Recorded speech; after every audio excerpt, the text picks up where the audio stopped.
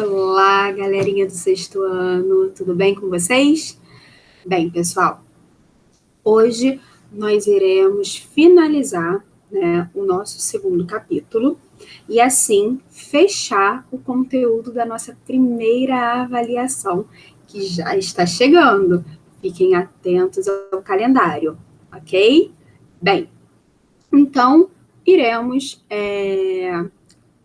iniciar com a projeção do nosso livro virtual e no final, da correção dos exercícios, porque a aula de hoje, na verdade, ela vai servir para a gente fazer, os exercícios, iremos relembrar os pontos que já foram falados na aula passada, fazer os exercícios do capítulo, e eu pretendo fazer uma pequena revisão do capítulo 1 e o capítulo 2, com alguns exercícios do próprio livro. E, por último, iremos seguir o nosso cronograma de corrigir a nossa folhinha da semana. Ok? Bem, então, vamos iniciar a apresentação.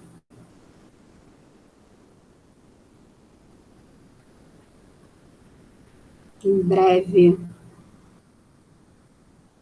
o livro será projetado aqui para vocês.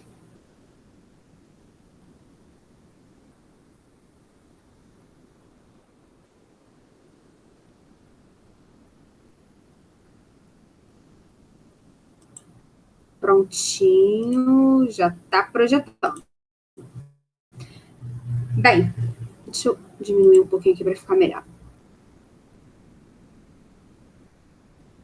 Esse foi o nosso último encontro, né? Nós terminamos aqui na página, deixa eu confirmar aqui, na página 292, falando da construção do conhecimento histórico.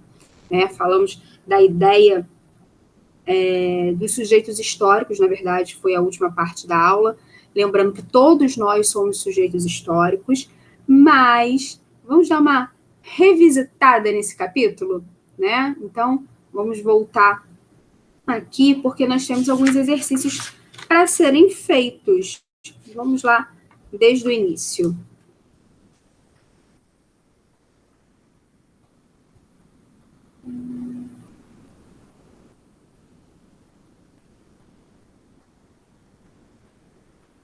Só um minutinho, já vai aparecer aqui a projeção. Pronto.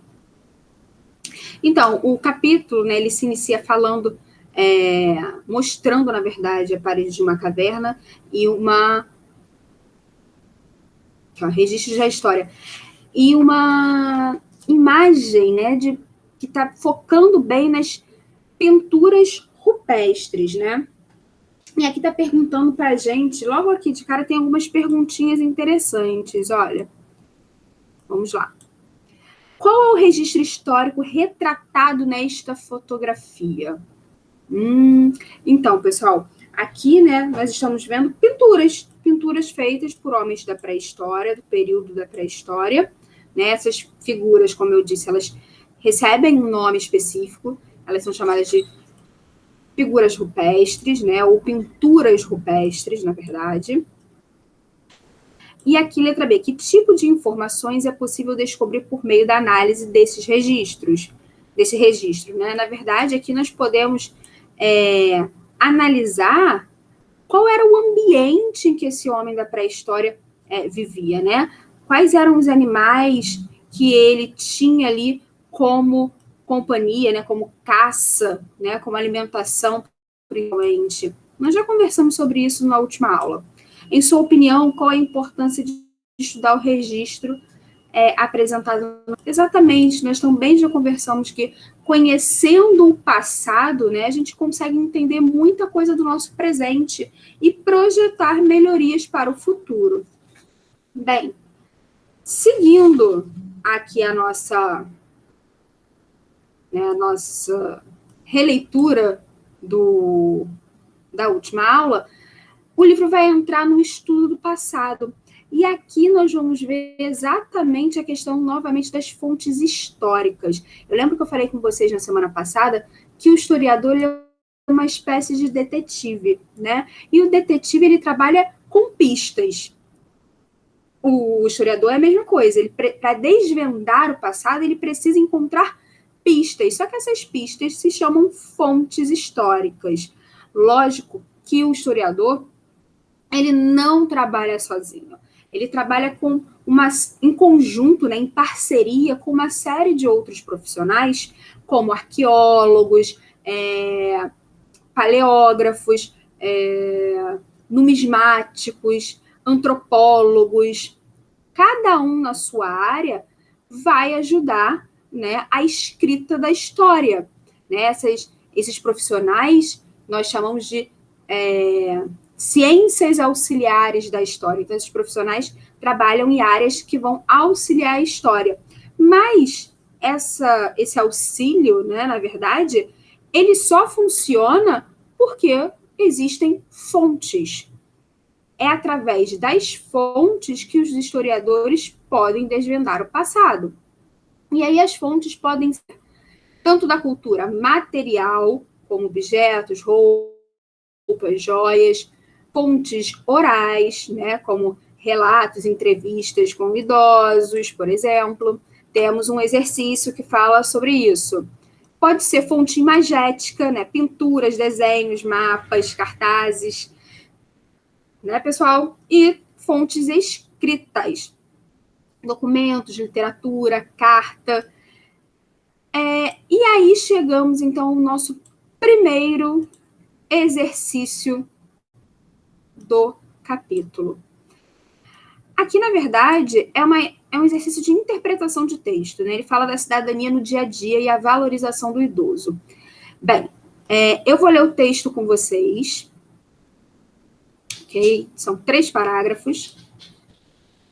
E eu vou pedir que, após a leitura, vocês pausem esse vídeo, façam, né, as 3 perguntinhas e depois retornem para a gente conversar. Mesmo que seja uma conversa virtual. Vamos lá. Então, vamos ao início do texto. Você já reparou na quantidade de coisas que podemos aprender com as pessoas idosas? No decorrer de sua vida, elas acumulam muitos conhecimentos, os quais podem nos revelar os costumes antigos que permanecem ou que mudaram. Em muitas sociedades tradicionais, os conhecimentos são transmitidos oralmente. Nesses grupos, os idosos são bastante valorizados, pois representam o que chamamos de memória viva da população. Leia a seguir o depoimento de um jovem indígena sobre a importância que o idoso tem na sua aldeia. E aqui é a fala, né? Na verdade, o último parágrafo é a fala dessa jovem, né? Em relação aos idosos da sua aldeia. Os anciões são como bibliotecas ambulantes. Se morrem todo o conhecimento que guardam. E se nós, jovens, não buscarmos e aprendermos com os mais velhos, esse conhecimento se perde. É como queimar uma biblioteca inteira. Importante esse depoimento, né? É um depoimento para a gente refletir. Vamos lá, então.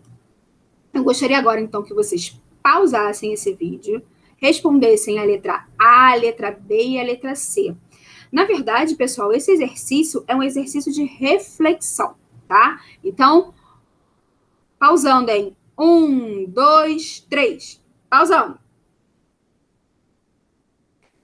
Bem, galerinha, vocês pausaram o vídeo, releram, obviamente, o texto e fizeram a letra A, B e C. Bem, como aqui é uma reflexão, eu vou dar a minha opinião, a minha reflexão sobre esse texto. Mas lembrando, pessoal, que por ser um exercício reflexivo, não tem resposta certa ou errada, ok? Letra A. De acordo com o depoimento do indígena, por que os anciões são considerados bibliotecas ambulantes?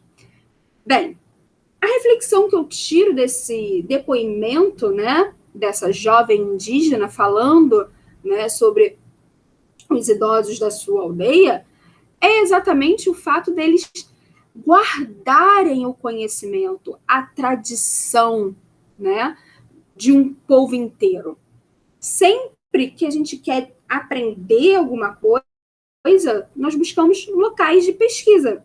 Atualmente, né, a internet é um local de pesquisa. Nas aldeias, os idosos são esse local de pesquisa. É o local onde a sabedoria, o conhecimento está guardado. Ok? B.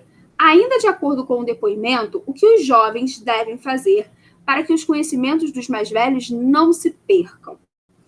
Pessoal, jovens de qualquer lugar, das aldeias, das cidades, do campo, de onde for, conversar com um idoso é ganhar experiência. Senta com o vovô, senta com a vovó, senta com alguém mais velho da sua família e converse. Peça para que essa pessoa conte como as coisas eram na época dela.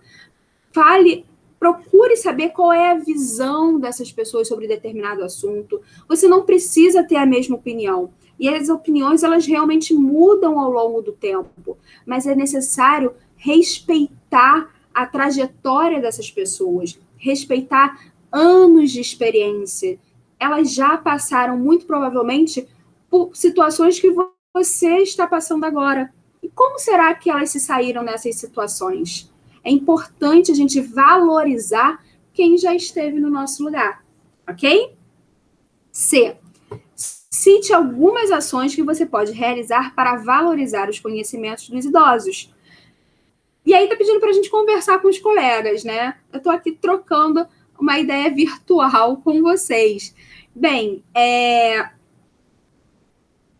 uma ideia, né, que eu posso dar aqui de uma ação para valorizar esse conhecimento é exatamente isso que eu acabei de falar em relação à letra B. É buscar conversar, é buscar, ao invés de isolar e colocar essas pessoas como algo antigo, como algo ultrapassado, num local diferente, num local de destaque, num local de valorização do conhecimento, da experiência, da sabedoria. Ok? Essas pessoas têm muito para oferecer. Bem, vamos então aqui dar continuidade. À nossa aula. E olha que interessante. Era uma entrevista, né, para ser feita. Essa entrevista, obviamente, cada um de vocês entrevistou uma pessoa mais velha. E aqui você tinha que colocar o nome do entrevistado, a idade e a data da entrevista e algumas perguntinhas que já estavam selecionadas, né? A primeira é: quando você era criança, os costumes eram muito diferentes dos dias de hoje? Explique. Bem, eu sou mais velha que vocês. Então, não muito, mas sou mais velha. Então, eu vou falar um pouquinho, né, da minha geração. Vou falar um pouquinho da minha infância. E assim, é como se vocês estivessem me entrevistando. Bem, eu posso responder essa pergunta da seguinte forma. Quando eu era criança, as coisas eram diferentes, sim, tá? Porque a minha infância, né, na verdade, aconteceu num período pré-internet. E a internet vai mudar totalmente as relações sociais, né? Na verdade, o próprio celular só foi aparecer na minha adolescência, né? Ele só foi, não é que ele só fosse aparecer, mas ele só se tornou algo corriqueiro, algo que aparecia, né, para as pessoas assim comuns na minha adolescência. Então, na minha infância mesmo, essa tecnologia toda, ela não existia. O que fazia com que as pessoas interagissem mais pessoalmente, que as brincadeiras ocorressem não no campo virtual, mas elas precisavam acontecer de forma presencial, né? Como era a escola onde você estudou? Bem, eu estudei muitos anos numa mesma escola, então eu cresci junto com os coleguinhas, né? Eu não mudei muito de escola, na verdade, eu estudei numa escola durante o ensino fundamental todo, depois em outra escola no ensino médio todo. Então, ensino fundamental 1 e 2 foi feito na mesma escola e o ensino médio numa outra escola. Então, eu tive amigos que eu tenho até hoje que fizeram o CA, a alfabetização comigo, e foram até o ensino médio, né? Porque quando nós saímos dessa escola, passamos para uma outra, todos juntos. Então, a escola era uma segunda casa, né? Porque eu criei laços com essas pessoas. Era um prédio médio para grande, né? Apesar que quando se é criança se acha tudo enorme, né? Mas era um prédio relativamente grande, de médio porte para grande porte, mas na verdade, era uma segunda casa, porque as pessoas que ali estavam, tanto funcionários quanto colegas, me viram crescer. Então, era um local aconchegante, de repente, por esse sentimento pessoal. C. De que maneira você e seus amigos costumavam se divertir naquela época? Cite alguns exemplos de brincadeiras. Eu lembro de pular elástico. Eu tenho essa memória de, na hora do intervalo, na hora, né, do recreio, pular elástico. Eu tenho essa memória muito clara desde muito pequena. D. Comente sobre uma lembrança boa que você tem de quando era mais novo. Bem, a lembrança que eu tenho são dos meus amigos, são dessas pessoas que cresceram comigo, das festinhas.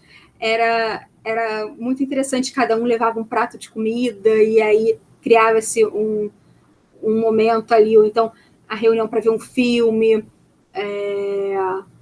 ou mesmo só para conversar, é o que eu tenho de memória.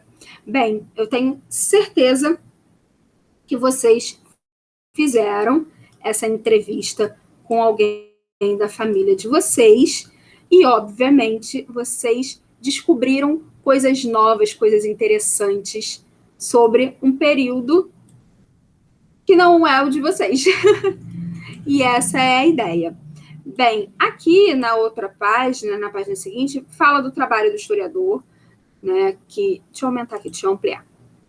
Os historiadores são profissionais que analisam fontes históricas, nós já vimos isso, né? Aqui, por exemplo, tem um relevo romano, e daqui nós podemos pegar várias informações sobre o modo de vida, sobre como a sociedade romana estava dividida, estava selecionada. Isso já foi falado na aula passada.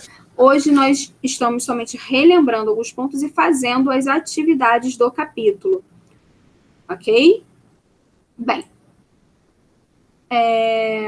construção do conhecimento histórico, né, como nós falamos, as fontes históricas são fundamentais. Lembrando que a história é viva, tá? A cada século, a cada década, não precisa nem ser um século, a cada década que passa, novas fontes podem surgir, né? E o conhecimento histórico ele está sempre modificando. Essa ideia que a gente tem de que história estuda um passado que não muda é errada. O passado muda sim, porque as pessoas que analisam esse passado podem descobrir fontes novas. Então, o passado não é algo que está consolidado, porque, afinal de contas, vivemos em uma sociedade humana e os seres humanos mudam. Falando em seres humanos, estamos falando dos sujeitos históricos, que somos todos nós. Todos nós construímos a história. Bem, agora, então, temos duas páginas de atividade. Página 293 e 294. Eu acredito que vocês já tenham feito essas páginas, porque eu falei na última aula que ela deveria ser feita. Mas, se vocês não fizeram, não tem problema. É só pausar esse vídeo, ok? Assim que vocês terminarem essa atividade, nós retornaremos para a correção. Então, 1, 2, 3, pausando. Ok, galerinha? Vocês pausaram o vídeo, vocês fizeram as atividades e agora vamos à nossa correção. Combinado? Bem, aqui nós temos uma tirinha. Deixa eu ampliar aqui para ver se a gente consegue ler. Bem, né, essa tirinha foi lida por vocês, né? Aqui está falando... O que eu gosto em fotografia é que as pessoas pensam que a câmera sempre mostra a verdade. Elas acham que a câmera é apenas uma máquina insensível que grava fatos, mas na realidade as câmeras mentem o tempo todo. Selecione os fatos e você conseguirá manipular a verdade. Por exemplo, eu limpei este lado da cama. Tire uma foto minha aqui, mas não enquadre a bagunça do outro lado. Assim, parece que eu mantenho meu quarto arrumadinho. Isso não é contra a lei? Espera que eu vou pentear o cabelo e botar uma gravata. Ai, legal, legal. Legal. Bem, aqui está mostrando exatamente o fato de que a verdade, ela não é... Deixa eu diminuir aqui. Né? Que a verdade histórica, que na verdade uma fonte histórica, ela mostra uma parte da verdade. Né? Toda fonte histórica, ela mostra uma parte da verdade. Então, por isso que a fonte, ela é o ponto de partida da investigação histórica. Não é o fato de você encontrar um documento que aquele documento é uma verdade absoluta. Você precisa investigar. Por isso, o historiador é um detetive, né? Vamos lá, letra A, então. Qual é a parte do quarto que Calvin pede para o Haroldo que fotografe? Por quê? Bem, o Calvin, né? Ele pede para o Haroldo para fotografar a parte do quarto que está ali arrumadinha, né? Porque assim ele sugere que ele é uma pessoa organizada, né? Correto? B. Se Calvin mostrar a alguém a fotografia tirada por Haroldo, o que essa pessoa vai deduzir sobre a arrumação do seu quarto? Bem, ele vai deduzir novamente que, né, o Calvin é uma pessoa organizada e que o quarto dele ali, ó, é impecável, ok? E que o quarto dele está sempre arrumado. C. Com base na tirinha, assinale as frases que apresentam os cuidados que o historiador deve tomar ao utilizar uma fotografia como fonte histórica. Depois corrija a frase que estiver incorreta e explique sua correção. Bem, então aqui está pedindo para a gente marcar as que estão corretas. Né? As que mostram o cuidado que o historiador deve ter. Vamos lá. Primeira, os historiadores devem utilizar a fotografia como uma fonte histórica fiel da realidade? Galerinha, essa tá errada, né? Acabamos de ver aí na tirinha do Calvin. Segunda, os historiadores devem considerar as intenções do fotógrafo ao analisar uma fotografia? Claro, né? O Calvin ali tinha uma intenção clara, mostrar que ele era organizado quando, na verdade, ele não é. Última aqui, pessoal. O enquadramento da fotografia é um aspecto que deve ser analisado pelos historiadores? Claro! Pessoal, uma fotografia, ela passa uma mensagem. E é uma opção de quem está fotografando mostrar ou esconder alguma coisa. Isso precisa ser analisado pelo historiador. Então, aqui, na verdade, nós temos que corrigir a primeira, né? Os historiadores não devem utilizar a fotografia como uma fonte histórica fiel à realidade. A fotografia, como eu disse, assim como todas as outras fontes históricas, elas são o ponto de partida para uma investigação mais aprofundada. Vamos, então, agora para a segunda página.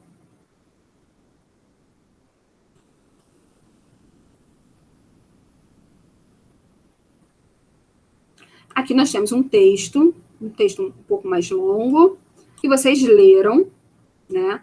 Ele vai falar assim: DNA prova de que mulheres vikings também guerreavam. Né? Vocês leram esse esse texto, vamos às perguntas. Qual foi a descoberta recente abordada na reportagem? Bem, como o título sugere, né, o texto diz que não somente os homens iam para a guerra, mas que as mulheres também iam para a guerra. Esse é o tema da reportagem, lá está lá no título. Que tipo de análise permitiu que os pesquisadores fizessem essa descoberta? Bem, primeiro eles tiveram que fazer um exame de DNA para saber que aquele esqueleto ali era feminino, né? Que se tratava de uma mulher, e por isso, né, baseado também em tudo ali que foi encontrado, de que ela era uma guerreira viking. C. Podemos afirmar que o conhecimento histórico sobre os vikings foi reformulado? Explique. Sim, né? Porque antes se pensava na figura do guerreiro como uma figura masculina. E na sociedade viking, isso não era uma verdade absoluta. As mulheres também iam para a guerra. Bem, sendo assim, corrigimos os exercícios desse capítulo, fechamos, né, o conteúdo referente à nossa primeira avaliação, como eu já havia dito com vocês. Vamos fazer agora, na última página de cada capítulo, sempre tem o que eu estudei, né? Para a gente relembrar aqui o conteúdo. Vamos, então, fazer o que estudei do capítulo 1 e o que estudei do capítulo 2. Então, vamos lá, vamos voltar aqui. O que estudei do capítulo 1 está na página 285. E o que estudei do capítulo 2 está na página 295. Ok? Vamos voltar. Vamos começar, então, por esse aqui, que já está mais fresquinho na nossa memória. Ok? Vamos lá. Aqui nós temos alguns termos que vão se encaixar nessas lacunas. Deixa eu ampliar aqui.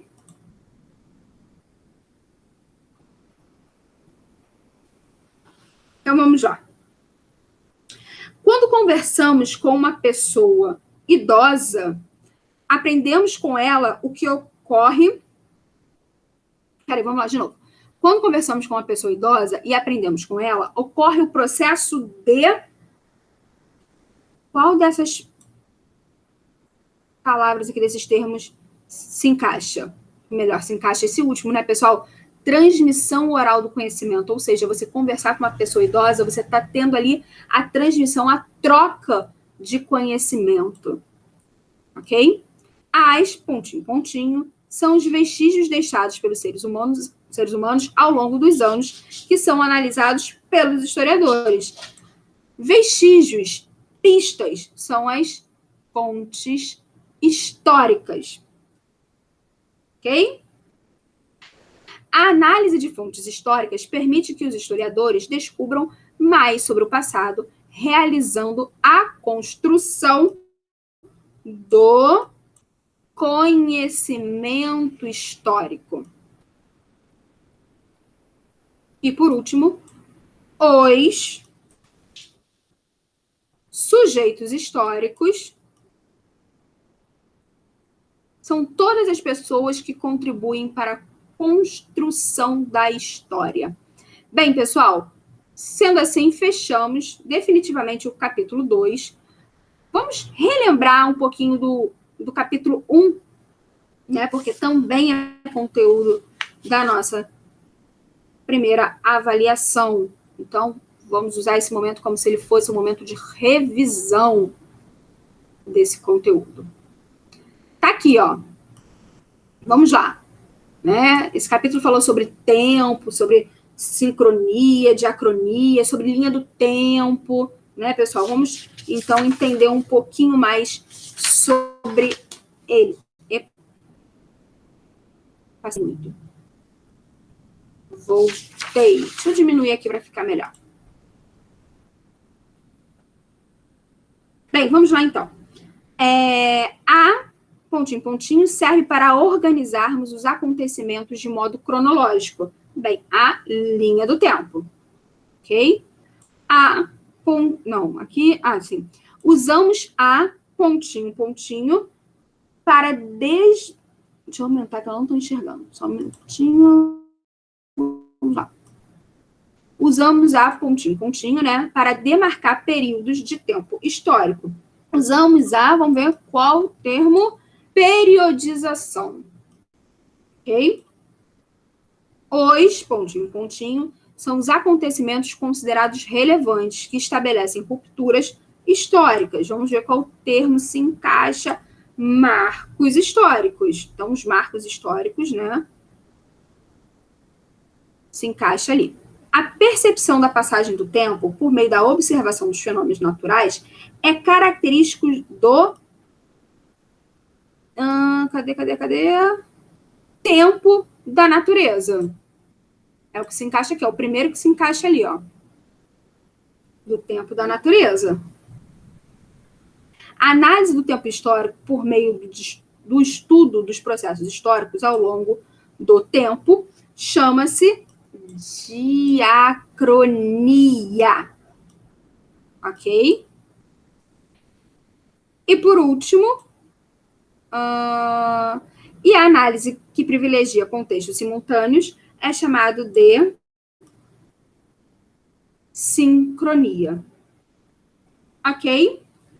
Bem, pessoal, sendo assim, fechamos de vez, né, o conteúdo da nossa primeira avaliação, que é o capítulo 1, capítulo 2. Agora vamos para o nosso momento de correção da folhinha. Deixa eu, então, aqui voltar para o Meet. E, ops, vamos lá. Dando spoiler aqui da resposta. Travou? Não. Vamos lá, então, aqui. Vamos lá. Aqui. Folhinha 4, pessoal, baseada nas páginas 286 até a 292. Número 1. Quais posturas os historiadores devem ter diante das fontes históricas? Bem, questionamento e interpretação, tradução e reprodução, crença e rigidez, falsificação e negação, manipulação e criatividade? Bem, pessoal, a resposta aqui é, obviamente, a letra A, ok? O historiador deve ter diante das fontes questionamento e interpretação. A fonte é o ponto de partida. E, para isso, o historiador precisa questionar a fonte histórica. 2. As pinturas rupestres são fontes históricas de qual tipo? Bem, eles são de fonte material, né? Bem, 3. Aqui, sim. Qual destas afirmativas define melhor a abrangência dos sujeitos históricos? A. Indivíduos considerados importantes por desempenhar cargos de poder e papéis de prestígio em determinada sociedade? Então, somente as pessoas poderosas, influentes, são sujeitos históricos? Isso está errado. B. Heróis e vilões que antagonizam rebeliões e guerras, definindo políticas, sistemas econômicos, valores. Gente, somente os heróis e os vilões fazem parte da história?